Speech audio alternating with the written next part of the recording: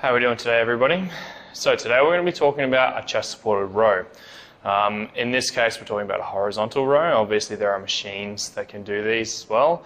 Obviously, if you're training in more of a free weights gym or a CrossFit-based gym, you've got to make one yourself.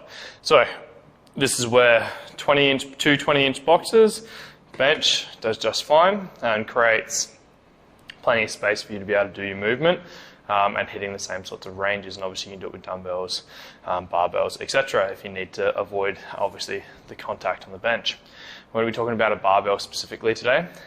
How the video is going to go is we're going to talk through the setup, we're going to go through the movement and the cues around that, and then we'll talk through a bent over row and the variations around that at the end. All this will be timestamped in the description. Obviously, with all rowing-based movements or pulling-based movements, you can go into underhand variations, neutral grip variations, and overhand variations. Obviously, with a bar, you're limited to under and over, unless you've got a Swiss bar, in which case you can obviously grab the neutral. Underhand variation is useful for training more externally rotated shoulder positions. So it's not just, it just biases biceps. Yeah, it does load the bicep more, but that's because it's putting the hand in supination. It's not in terms facing up. It's not necessarily specifically about just biasing the bicep. It's more about thinking about trying to bias certain movement patterns, because that's also going to put your rib cage into more extension because of the external rotation retraction of the shoulder bias. Whereas an overhand position is more internally rotated, shoulder extension bias, and you can create more thoracic flexion through that position. So generally, when a coach gives you those variations, they're generally giving it to you to bias a movement than necessarily just the muscle mass. Okay, so talking into the setup. So obviously, setting it up here, obviously make sure that you can pull straight from the rack in terms of being able to hook off and not have to work too hard to lift up to get back to it, because if you're tired at the end of a set, you're not going to have much energy left. So set yourself up with the hook height. That's going to put you into a good position. From there, like I said, we've got 20-inch boxes and a bench sitting on top. Make sure if you are doing this sort of setup, that you make sure the bench is sitting really close to the bar. That way you've got plenty of space to lie on. If the bench is sitting up higher, you're going to have almost no bench to actually lie on, which is going to make it really hard to actually go through the movement. For people who need extra assistance with feet in terms of tying them in, you can put bands around the box, particularly if I wiggle that out a little bit further in and around the box to then hook your feet underneath, or very simply put it into a wall or a post or something like that. You'll be amazed at how much stability and posterior chain engagement that can give you to create these shapes and actually start turning this into a full body movement. Okay, from there, in terms of the setup that we're looking for, I'll talk you through the setup first. I'm going to be lying down on the bench. I'm going to be having my eye line pretty much directly above the barbell. From there, obviously, when I hang down, it's going to miss the hooks. In terms of creating hand width, you want to be thinking about gripping at a width that's going to roughly about put the forearm vertical at the top of the rep, which is typically a little bit wider than what a lot of people will go to. Most people go really, really narrow with these. But again, we want to be trying to create shoulder extension and retraction in this movement, particularly the reduced range of obviously hitting the bench itself. From there, you want to be creating stiffness and length first. So as I hook out, I'm going to grab into my bar. From there, I'm going to be deliberately creating as much length as I possibly can to a thoracic flexion. This is creating protraction in my shoulders so I can reach forwards. I'm also going to be gripping that bar nice and tight. From that position, I'm going to be creating hip extension and lifting my legs nice and tight. From there, I'm going to be creating a hollow and pulling my rib cage down so the rib cage is stable, which is going to allow me to create the movement itself. And we'll talk through the movement itself now. So, reason why it's so crucial to get tight through the lower body is to allow you to lock the rib cage down. The rib cage in this case is where our stability is going to be generated from. If we don't have a stable rib, the ribs are going to move into extension, thoracic, and the spine's going to move, rather than you actually moving through the shoulder blade, which means that you're not going to get the full range of motion, the full movement that we're looking for. We're trying to create movement in the shoulder blade, stability through the ribs. So rather than locking the shoulder blades down, which is the other thing that we don't want to be doing, a lot of people when they do these movements, they lock their shoulder blades down and then just move through their elbows, which actually isn't really good for the shoulder joint itself, because the scapulas, the shoulder blades, are meant to move. The shoulder blade should move with the upper arm at the same time to create scapular rhythm, which is going to reduce things like impingement, soreness through the shoulders, in particular the front of the shoulder in this case, as you're moving. So let's talk about the actual movement itself.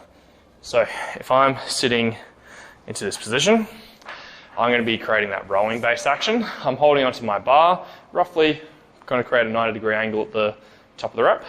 From there, I'm going to let myself hang long. I'm deliberately going to let myself flex. I'm going to let myself my arm protract and create forwards movement. From there, I'm going to deliberately try to create elbow initiation first. The elbow initiation first just sets up the shoulder blade and sets up the upper arm to move cleanly and not have any impingements or issues in and around there, but also tensions up the bicep, which allows you to pull harder through some of the back musculature. From there, we're looking to create retraction, so I'm pulling the shoulder blades back, but I want to be keeping the ribcage down. So when I create that retraction, I don't want to be thinking about lifting and expanding through the ribcage. I want to be keeping that ribcage down, so that way I can retract and pull my shoulder blades around the ribcage. So the ribcage itself doesn't move, the musculature on the back moves. From that end range point, we want to be thinking about reversing that. Elbows initiate to come down, and then protract and lengthen as you come back down into the finishing position. Now notice how I didn't say anything about elevation and depression there. So when we're talking about full range retraction, quite often, or pulling based movements, quite often people want to get the lat engaged and pulling in through the lat all the time. This creates depression, so the shoulder pulling down. When we're looking at retraction in terms of the ability to pull back, the fibers of those muscles actually run upwards towards your neck and create downwards rotation of your shoulder blade. This means that when they end range retraction, in terms of me pulling towards my spine, I actually create a little bit of elevation, and that's normal. That's what should happen. So a little bit of trap engagement for end range retraction is very, very normal, and we actually want that to happen. So you don't want to be thinking about trying to lock your shoulder blades down the whole time, because you're going to limit the amount of upper back work you're actually going to get. So let the shoulder blades move. From there, you also don't want to be thinking about creating elevation though, because you don't want to be sitting up in this position and then trying to end range and move through here. You're not going to get much range of motion at all, but also you're going to limit, again, some of the muscles that can get involved. So think about sitting in the mid-range and creating space for things to move and create and shift and move smoothly. So going through a demonstration of the full movement. Again, setting up on the bench, eye line over the top of the bar. From there, I'm going to grip onto the bar where I want to be gripping onto. Make sure I've got a nice tight grip. From there, I'm going to let that bar hang long. From there, I'm going to tension up through the hip extension. I'm going to tuck the rib cage down to lock the rib cage in. From there, elbows are going to initiate, and they're going to pull through the upper back to touch into the bench. Rib cage has not moved. From there, elbows initiate, and then elongate back down.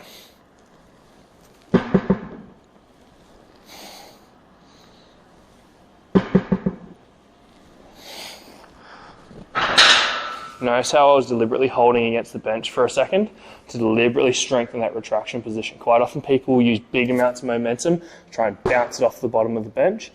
It's not training what we're looking for. We're looking for strength through range of motion. So control and own that range of motion all the way through. So that's our chest supported row.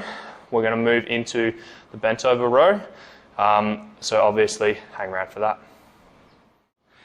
How are we doing, guys? So obviously we're continuing on from the chest supported row. So we're going to go to a bent over row.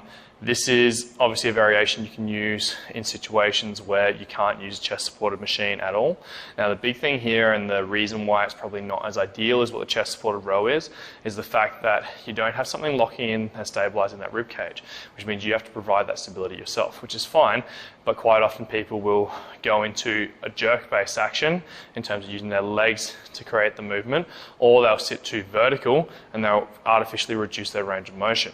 So if I'm sitting in an upright shape and I try and row, to my stomach in particular, my range of motion is very limited, and I can actually do that pretty much adjust my biceps without even really having to use my back at all. Compared to when I come down into a full horizontal position where I have to use a lot more range and a lot more control to create that shape. Now obviously when people start coming low, that's where they start creating jerk-based movements to then pull themselves back down to tap the chest on. Again, defeats the purpose. If we were trying to do a movement that was trying to train your hammies and your hammies and your glutes, then we just do deadlifts. Why would you want to be training that position while you're doing your rows? We are trying to hit a horizontal row, so we want to try and literally horizontal row. So when you're setting this position, easiest way is to start from the top. You can set from the bottom, but people generally don't control that quite as well. So if I come through, again, I'm going to grip where I want to be having those 90-degree angles near the top. From there, I'm going to deadlift that bar up. Holding that bar, I'm going to come down to my pretty much horizontal point and make sure that my shoulders are relaxed and long.